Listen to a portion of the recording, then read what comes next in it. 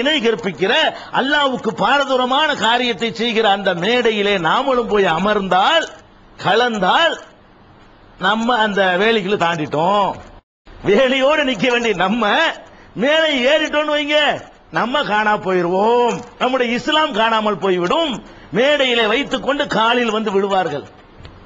அனுமதிக்குமா இஸ்லாம்? நானும் அந்த மேடையில் ஒரு சாட்சியா உட்கார்ந்து இருந்தால் பார்ப்பவர்களுக்கு என்ன மெசேஜ் வரும்? இது ஒரு சின்ன விஷயம், காலில் விழுவலாம், அது தப்பு இல்ல, அது அவ்வளவு பெருசா கண்டுக்கிற விஷயம் இல்ல என்ற ஒரு பாடம் வறுமையானால் மறுபடி ஸ்டார்டிங் எல்கேஜில மர ஆரம்பிக்கணும் பிரச்சாரத்தை. இப்படிதான் உன்னை விட்டுட்டோம். ஏற்கனவே மர தௌஹீத் எங்க இருந்து ஆரம்பிக்கணும்? மர அலிஃபு பையில இருந்து ஸ்டார்டிங் பண்ண வேண்டியிருக்கு. மறுபடியும் இவங்களை திருத்தருக்கு வேற ஒரு ஜமாத் தௌஹீத் ஜமாத் வர வேண்டியிருக்கும். இந்த மாதிரி உங்களை அப்படி கொண்டு விட்டோம்னு சொன்னா காலில் உள்ள ஒரு அதனால ஒன்றும் பிரச்சனை இல்ல, இதெல்லாம் சகஜங்க, இதெல்லாம் அரசியல் சகஜம். அது அரசியல்வாதிக்கு சகஜம், முஸ்லீமுக்கு சகஜமா? முஸ்லீமுக்கு அயோக்கியத்தனம் சகஜமா? முஸ்லீமுக்கு தப்பு சகஜமா? முஸ்லீமுக்கு தீமை சகஜமா? ஒரு காலம் முஸ்லீமுக்கு சகஜம் கிடையாது. கொள்கையற்றவர்களுக்கும் கோட்பாடற்றவர்களுக்கும் தான் இதெல்லாம் சகஜம் என்று சொல்லிக் கொண்டு போவார்கள். மான ரோசம் இல்லாமல் உதிர்த்து விட்டு செல்வார்கள். அல்லாஹ்வை நம்பக்கூடிய நாம் மார்க்கத்து காசை வாங்கி கொண்டு நீ பார்த்து கொண்டோம். கடந்த பல தேர்தல்களில் கண்டோம். வேட்பாளர்களோடு சுத்துவதற்காக காசை வாங்கி கொண்டு சுத்துவதற்காக பள்ளிவாசலை மறந்த சகோதரர்கள் எங்களுக்கு தெரியும். தேர்தல்களை செய்யறாங்களாம், லொஹருக்கு வரமாட்டாங்க. எங்க போனியே? ஓட்டு கேட்க போயிட்டோம்.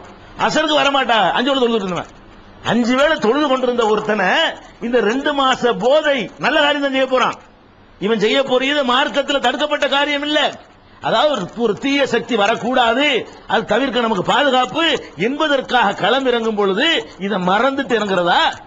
அல்லாஹ்வுடைய வணக்கத்தை மறந்துட்டு இறங்குறதா? அதான் வேலைன்னு சொல்லிட்டு தீனை இபாதத்தை எல்லாத்தையும் விட்டுறதா? அதையும் நம்ம பார்த்தோம், ஒவ்வொரு தேர்தலையும் பார்க்கிறோம். அது அப்படி ஒரு போதை. பதவி என்பதும் பதவிக்கு உழைப்பது என்பதும் பதவிக்காக பாடுபடுவது என்பதும் யாரையும் பிரட்டிவிடக்கூடிய போதை. நம்மளெல்லாம் விடுங்க, நபிகள் நாயகம் ஸல்லல்லாஹு அலைஹி வஸல்லம் அவர்களிடத்திலே நேரடியாக பாடம் கற்றார்களே சஹாபாக்கள், நேரடி கிளாஸ். நம்மள்ட்ட சாதாரணமா நம்ம மாதிரி தெரிஞ்சுக்கிட்டவங்க இல்ல. அல்லாஹ்வுடைய ரசூலுடைய இருந்து அவங்க திருவாயிலிருந்து நேரடியாக அந்த காதுல கேட்டாங்களே செய்தி. அந்த சஹாபாக்கள் எந்த இடத்துல ஆயுதம் தூக்கி கொண்டார்கள்? எந்த இடத்துல களத்தில் இறங்கினார்கள்? யாரு தலைமைக்கு வர்றதுங்க என்பதுதான், யார் ஆட்சிக்கு வருவது, நபி ஸல்லல்லாஹு அலைஹி வஸல்லம் இறந்து போன உடனே யார் ஆட்சிக்கு வருவது என்பதை தீர்மானிப்பதிலேயே 3 நாள் ஓடுகிறது. அடக்கம் செய்யல ரசூல் ஸல்லல்லாஹு அலைஹி வஸல்லத்தை. திங்கட்கிழமை இறந்து போன நபி ஸல்லல்லாஹு அலைஹி வஸல்லம் அவர்கள் புதன்கிழமை அடக்கம் செய்யப்படுகிறார்கள். ஏன்? ஒரு அடுத்த ஜனாதிபதி தேர்ந்தெடுக்கணும். யாரு? நாங்க தான் வருவோம், நீங்க தான் வருவோம். யாருமே இன உணர்வா பேசுறாங்க. மக்காவாசிக்கு தான் கிடைக்கணும், மதீனாவாசிக்கு தான் கிடைக்கணும். மின்னா அமீரும் மின்கும் அமீர், புகாரில் வரக்கூடிய அறிவிப்பு. என்ன அர்த்தம்? இனிமே நம்ம ஒத்து வர முடியாது, நீங்க வேறதான் நாங்க வேறதான், எங்களுக்கு தான் பதவி வேணும் நாங்க உறுதியா நிக்கிறோம், உங்களுக்கு தான் பதவி வேணும் நீங்க உறுதியா நிக்கிறீங்க, இது யாரும் விட்டு கொடுக்க ரெடியா இல்ல, அதனால ஒண்ணு செய்வோம், அறுத்துருவோம், 2 அறுத்துருவோம். நாட்டை இஸ்லாமிய சாம்ராஜ்யத்தை 2 பிரிச்சிருவோம். மின்னா அமீர், எங்களுக்கு ஒரு அமீர், மின்கும் அமீர், உங்களுக்கு ஒரு ஜனாதிபதி. 2 ஜனாதிபதினா 2 நாடு, 2 நாடு ஆக்கிறோம். அப்ப இந்த பதவி என்பது யார் ஆட்சிக்கு வருவது என்பது, யார் சீட்ல உட்காருவது என்ற சர்ச்சையில் இறங்கியவர்கள் எந்த விபரீத முடிவுக்கு போனார்கள் என்று சொன்னால் 2ஆக அறுத்துக்கிறோமே வந்து விட்டார்கள். எங்கள்ல ஒரு அமீர், உங்கள அமீர், நாட்டையே பிரிச்சிருவோம். அதை கொண்டே தள்ளும் சஹாபாக்களுக்கு இந்த நிலை வந்துச்சுன்னா என்னமோ ஒருத்தர் வந்து ஒரு ஹதீஸ சொல்லி அதை கரெக்ட் பண்ணி விட்டார். அந்த நேரத்தில் ஒருவர் வந்து குதித்து, ஏன் இப்படி அடிச்சுக்கிட்டு இருக்கிறீங்களே, மக்காவாசி வரணுமா மதீனாவாசி வரணுமா அடிக்கிறீங்களே, அந்த சிந்தனையை ஓரமா தள்ளிட்டு அல்லாஹ்வுடைய ரசூல் இதை பத்தி ஏதாவது சொன்னாங்கன்னு சிந்திக்க மாட்டீங்களா? அல்லாஹ்வுடைய ரசூல் யாரை அடையாளம் காட்டினா அவங்களை ஏத்துட்டு போங்க. மக்காவாசி அடையாளம் காட்டினா அவரை எல்லாரும் ஏத்துக்கிறங்க, மதீனாவாசி அடையாளம் காட்டியிருந்தா அவரை எல்லாரும் ஏத்துக்கிறங்க என்று சொல்லிவிட்டு அவரை பாயிண்டையும் எடுத்து கொடுக்கிறார். ரலியஹு ஸல்லல்லாஹு அலைஹி வஸல்லம் லிதீனினா அஃலா நர்லாஹு லிதுன்யானா. அபூபக்கர் சித்திக் அவர்களை தான் உடல்நிலை சரியில்லாத நேரத்திலே அந்த இடத்துல இமாமத்துக்கு ரசூல் ஸல்லல்லாஹு அலைஹி வஸல்லம் நிப்பாட்டினார்கள். தொழுகைக்கு தீனுடைய தலைமையை யாரிடத்தில் ஒப்படைத்தார்களோ அவரிடத்தில் துன்யாவுடைய தலைமையை நீங்கள் ஒப்படைத்தால் என்ன, எனக்கு அடுத்து இவர்தான் என்று ரசூல் ஸல்லல்லாஹு அலைஹி வஸல்லம் ஒருவரை அடையாளம் காட்டி இருக்கும் பொழுது அப்புறம் என்னப்பா மக்காவாசி மதீனாவாசின்னு பேசுறீங்க? அல்லாஹ்வுடைய ரசூலுக்கு நெருக்கமானவர் மட்டும் பாரு, அவர் எந்த ஒரு காரணம் இருந்தாலும் பரவாயில்லை என்று ஒரு போடு போட்டாரு. ஏதோ ரசூலுல்லாஹ்ட்ட நேரடி பாடம் கற்ற சமுதாயமா இருந்ததுனால உடனே கரெக்ட் ஆயிடுச்சு. வெட்டிக்கிற அளவுக்கு போனுச்சு, குத்திக்கிற அளவுக்கு போனுச்சு, பிரிஞ்சு போற அளவுக்கு போனுச்சு. அல்லாஹ்வுடைய ரசூலுடைய போதனை இருந்த காரணத்தால், நம்பிக்கை இருந்த காரணத்தினால இது கரெக்ட் தானே. அல்லாஹ்வுடைய ரசூல் ஒரு ஆளை காட்டிருக்கும், அப்புறம் நம்ம சண்டை போடணும். அபூபக்கர் ஓகேன்றாங்க, அம்பிட்டு வரும் முடிஞ்சு வச்சுக்காரு. அபூபக்கர் சித்திக் ரலியல்லாஹு அன்ஹு அவர்கள் அடுத்த ஜனாதிபதியா வந்துட்டாங்க. ஆனால் அது ரசூலுல்லாஹ்ட்ட பாடம் கற்ற ஒரு சமுதாயம். அவர்களை ஒரு ஹதீஸ் தடுத்து நிறுத்தியது. நம்மள 5 வேளை தொழுகை கூட தடுத்து நிறுத்தாது.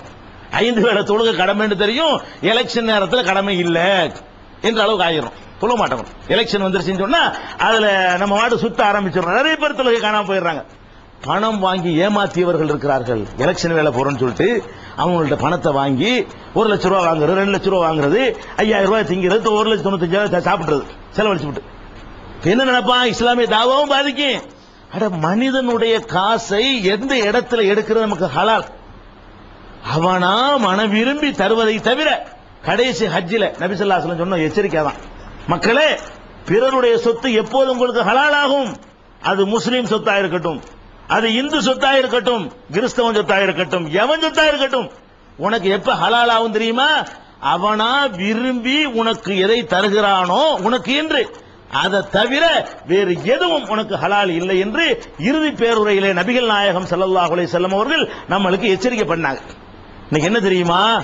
மற்ற நேரத்தில் எல்லாம் வாங்கின கடனை ஒழுங்கா கொடுத்தவர்கள், மற்ற நேரத்தில் எல்லாம் அடுத்தவருடைய காசுக்கு ஆசைப்படாதவர்கள், மற்ற நேரத்தில் எல்லாம் நேர்மையாக வியாபாரம் பண்ணியவர்கள், காலமெல்லாம் கட்டி காத்து நாணயத்தை நேர்மையும் பாதுகாத்து வந்தவர்கள், இந்த களத்தில், இந்த சூதாட்ட களத்தில் அனுமதித்ததை லிமிட்டை தாண்டி மார்க்கம் அனுமதித்த ஒரு காரியத்தை எல்லைக்கு மேல போய் செய்ய ஆரம்பிக்கும் பொழுது, வேட்பாளர் வேற மாதிரி வந்த காசு தானே, முறையா வந்த காசா, நம்மளும் திம்புவோம், எல்லாரும் திங்கணும், அவனும் திம்ப என்ற அளவுக்கு சகஜம் தானே. எல்லாம் பிரச்சனை என்ன தெரியுமா? இதெல்லாம் சகஜம். நான் மட்டுமா திங்கிறேன், அவனு திங்கிறான், இவனு திங்கிறான், அவன் போங்கப்பா எல்லாரும் திண்டு போவோம் என்ற அளவுக்கு அங்கதான் நம்ம காணாம போறோம். அடுத்து வந்து எப்படி செய்வோம்? பிறருடைய காசை ஹராமான முறையில் திண்டு பழவிட்டோம்னு சொன்னா, அப்புறம் ராமசாமி காசா இருந்தா, அப்துல் கார் காசா இருந்தா என்ன, ஹராமத்து இருந்தா பழவிட்டோமே, ஹராமத்தை சகிச்சுக்கிட்டோமே. அதுக்கு பிறகு நம்முடைய வாழ்க்கை என்னவாயிரும்? ரமலான் வந்தவொடனே ஒரு ட்ரைனிங் எடுத்த மாதிரி ஒரு 3 மாசம் வண்டி ஓடுமே, தேர்தல் முடிஞ்சவொடனே 3 மாசத்துக்கு இப்படி ட்ரைனிங் ஆயிரும். ரமலானுக்கு பிறகு ஆன்மீக ட்ரைனிங் எடுத்திருப்போம், எலெக்ஷனுக்கு பிறகு சைத்தானிய ட்ரைனிங் எடுத்தவர்களா வந்திருப்போம். நம்முடைய நடவடிக்கைகள் எல்லாம் அதற்கேற்பதான் கொஞ்ச நாளைக்கு அமையும். ரொம்ப நாளாவது மாறுவதற்கு மறுபடி போதனையை கேட்டு கேட்டு கேட்டு கேட்டு சில பேர் மாறலாம், சில பேர் அதான் எதின்னு போனவர்களும் இருக்கிறார்கள். அதனால நம்ம எல்லாம் காணாம போய்விடக்கூடிய ஒரு பயங்கரமான ஒரு வேலை அது. செய்ய வேண்டிய வேலையும் கூட செய்யவும் செய்யணும், நம்ம தொலைஞ்சும் போயிடக்கூடாது.